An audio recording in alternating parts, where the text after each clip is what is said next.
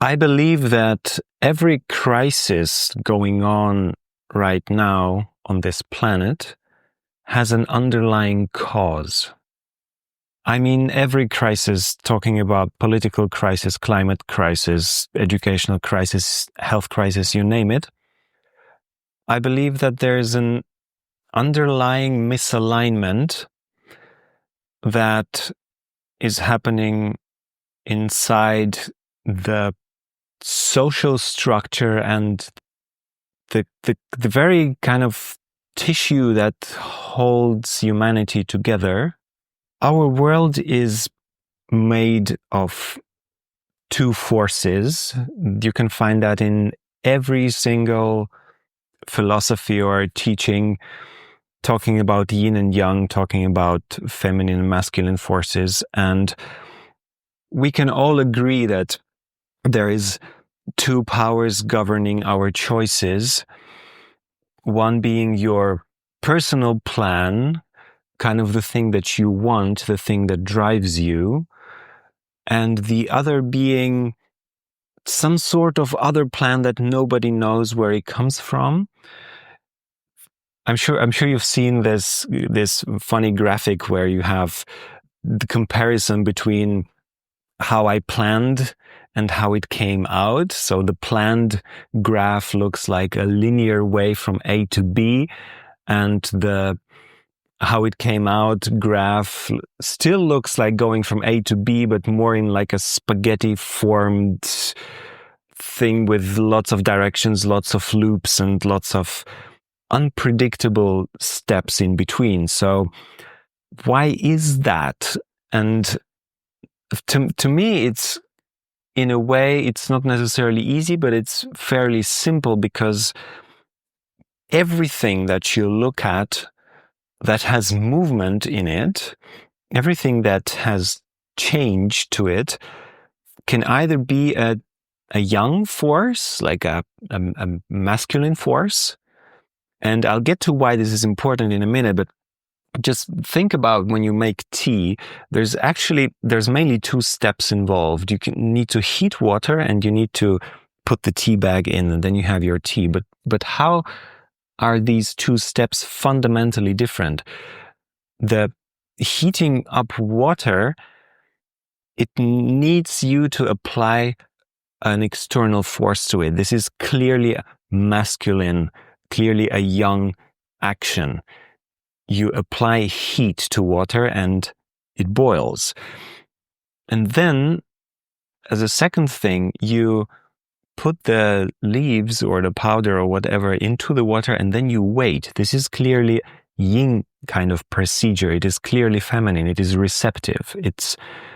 It's on the level of physics, it's done by natural diffusion.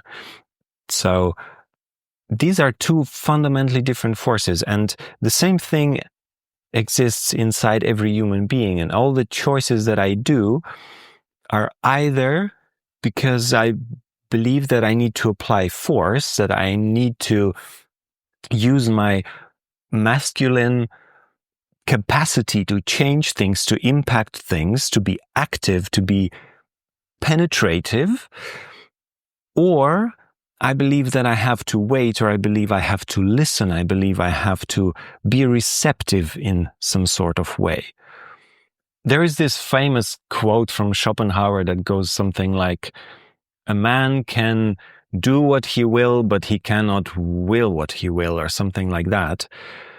This sums it up pretty well. It's like, on the one hand, we are beings with free will, and we can live this Newtonian principle, if you will, of applying force to something and changing something. And we have been doing that with nature a lot. I mean, if you only think about, and I'm not even talking about like artificial intelligence or whatever, but like a refrigerator literally takes out heat from the cold refrigerator and puts it out into the warm environment. Like, this thing is unseen in nature, and yet we made it.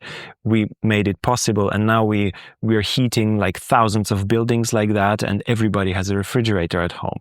This is mad. Like, we've been using the yang force to restrict nature or to bend the laws of nature. This is amazing, and there's nothing wrong with that alone. Then there is also the yin kind of things that we've been doing, where, like, when you think of martial arts, for example, like, everybody doing martial arts for long enough will tell you that it's not enough to just apply force. You need to also work with the forces that come at you, and you need to redirect them. You need to absorb them. You need to kind of find ways to work with what comes at you. Or another example would be, how did we invent antibiotics? How did we discover penicillin? It was not by applying force. It was by literally being curious.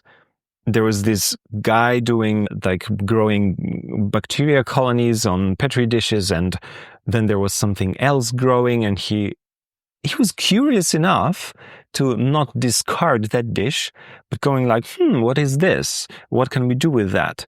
And now it's like used by every doctor on this, like almost every doctor on this planet.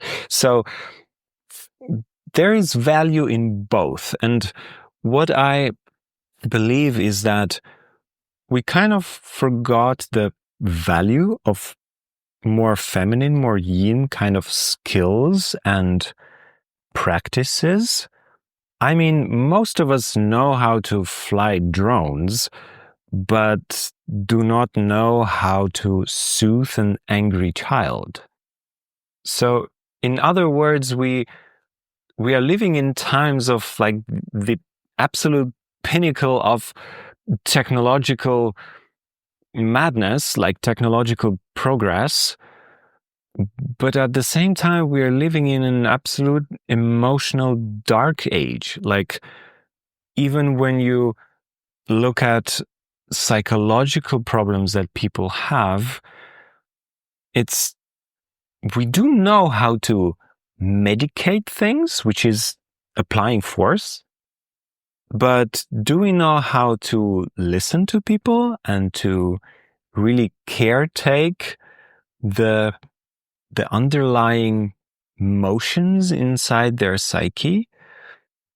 So we have been creating a world, shaping a world by applying a lot of force to different aspects of life.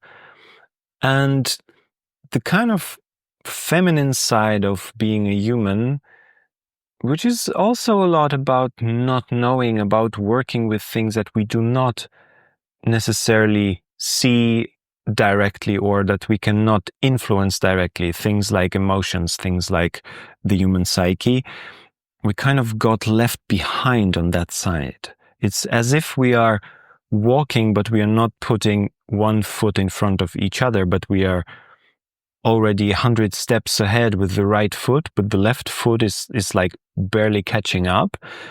So you can see that like, it's very visible on the physical side of things, because we are using devices in our day-to-day life, most of us for 8 hours or more every day, and our physical body just does not really catch up. So we have not yet learned, we do not yet have the biology that can sustain this sort of lifestyle. So there's like epidemics all over the place. There's an all-time high in everything, like in eye disease, in depression, in anxiety, in ADHD, in even things like cancer and all that.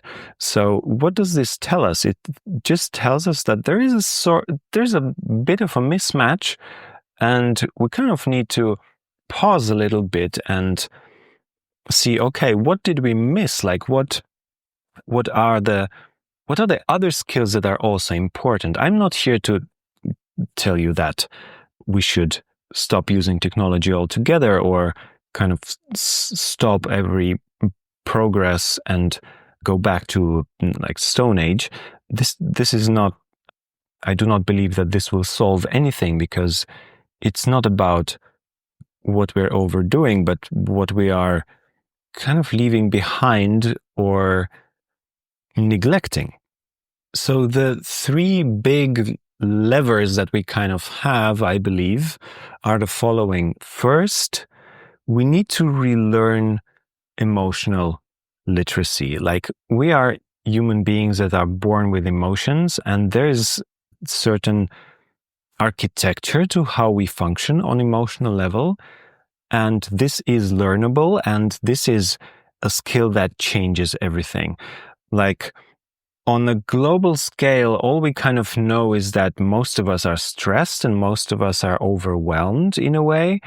And then we apply these patches on, like treating the symptoms by saying things like, yeah, to prevent burnout, you need to work less, or you need to take a vacation, you need a rest, you need to start meditating. And this is just very, very, I cannot even say basic. This is a bit childish, in my opinion, because we are more complex than that. This is not just about like this one scale of how stressed you are and how you can reduce that one metric. This would be a very Newtonian and very simplistic kind of way of looking at it. In depth, this is really about understanding how emotional healing works, understanding emotional imprints, and understanding how we are formed by the experiences that we make, and how our brain and our heart being the second brain, how they function together, and then how we can bring our whole being into alignment, where it's not just my rational mind wanting things and everything else has to be kind of being dragged along and just force everything else to come with me, but learn to accommodate these different aspects of being a human. And emotional literacy is that center, the main piece around that, because what it allows us to do is not only to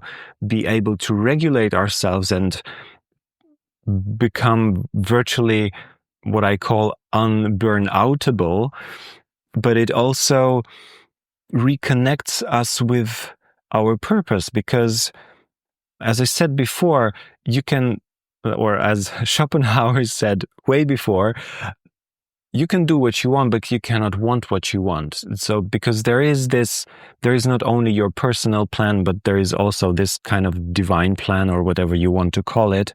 And the real harmony happens where, or the real peace of mind that you can attain is, it's not that you have to abandon all day-to-day life and go meditate in the mountains. That's kind of an old and outdated image of spirituality, I believe. Well, in my experience, it's much more about really accepting yourself as an emotional being, relearning these emotional skills, and with that, dusting off that compass that you actually have in your day-to-day life that is very much connected to these emotions. And emotions really serve as the mediator, kind of the middleman between the two worlds, or the two beings that we are, like the spiritual side of us, the mystical, the unknown, and the day-to-day practical, very physical kind of life that we have. So that is a massive, massive lever. I've seen people go from being totally overwhelmed to being so alive and so in alignment and so available that your life changes completely. So the second lever that I believe is super important is change how we take decisions and even how we think about decisions, because we always strive for smart decisions, for like taking as much information as possible into account. And we even as a humanity are like it's sort of considered common sense that there is a thing as rational decision making, and we kind of reward people who are able to be reliable and be rational even inside of biggest emotional chaos. And I do not actually think that is possible.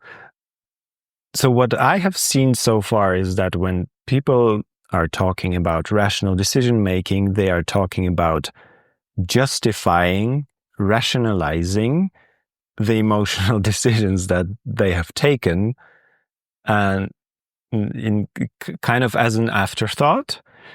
So the big second lever, I believe, is to relearn intuitive decision making, which has to do with listening to your body signals, listening to your boundaries, understanding how desires work in an emotional state, and then also differentiating momentary emotional reactions with past emotional reactions that have to do with emotional imprints and trauma and things like that.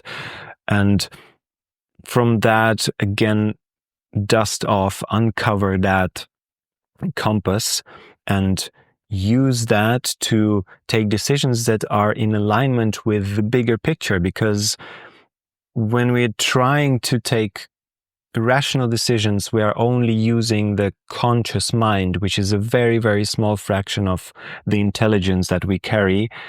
And it's a shame, really, because like my consciousness, my day-to-day conscious mind, it's like it's really bad at taking everything into consideration.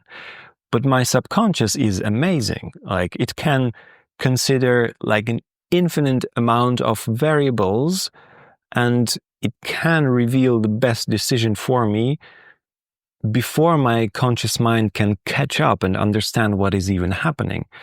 Like Steve Jobs said in his famous speech that we can only connect the dots in hindsight, when we look back and we realize how amazing those decisions were that we were taking, because the really important decisions are always made intuitively, and we can relearn how to do that, and we can get really amazing at that. And this is what I believe is the second lever, which is very, very powerful thing that we can reintegrate into what we consider being a human on this planet.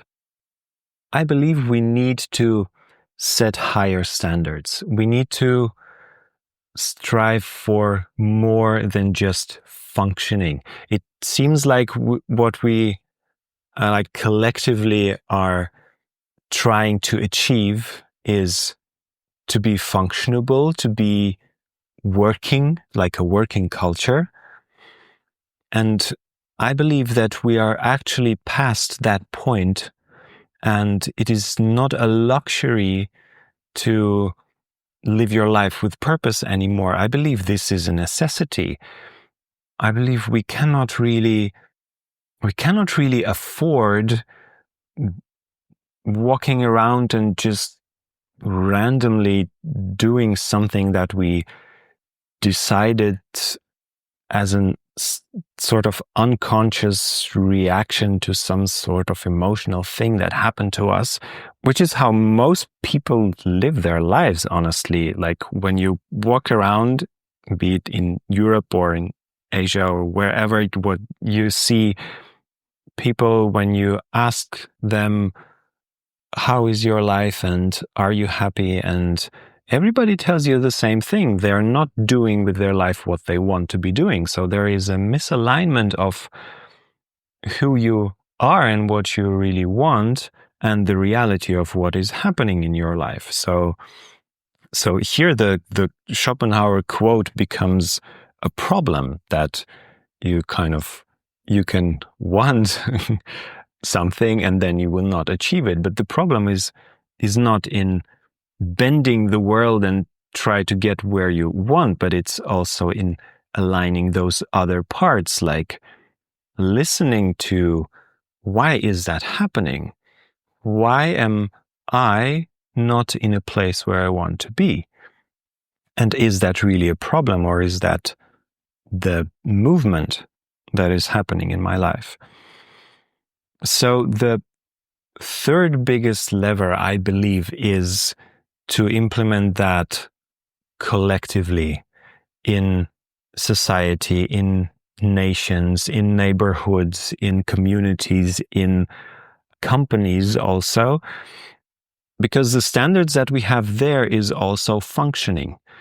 We want the team, the structure of a company to support the products that we are manufacturing. But what about the higher purpose of the organization? What about the visions? What about affecting whole humanity in a positive way?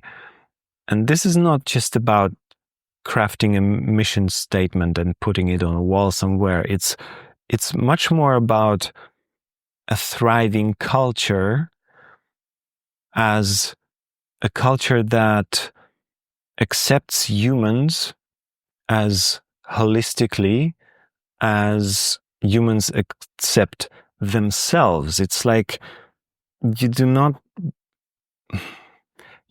really want people to have this professional identity and then their private identity, because they're splitting off part of themselves when they come to work. So what you really want is people that are really present with who they are and aligned with their own mission here on planet Earth, if there's such a thing. And then like that unleashes so much potential that we have as humans, because we are naturally cooperative. We are naturally tribal beings. We love to support each other. We love to give. We love to be available. But if we are so stressed by everything that we have set up structurally, globally, and then on top of that, we get stressed because we have to perform and we have to be somebody else than who we are in our workplace or in any social setting for that matter. It happens in families as well. It happens in homes where people live together. It happens in any societal structure. You see the same patterns where it's that kind of show that kind of are a symptom of the underlying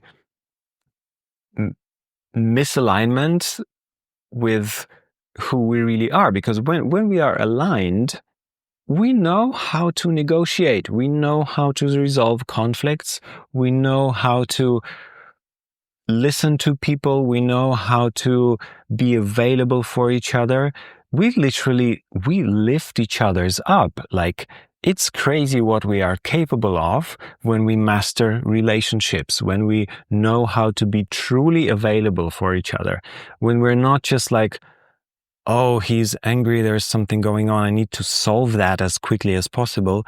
But we're more like, oh, he's angry, there is potential, there is some energy that is revealing itself.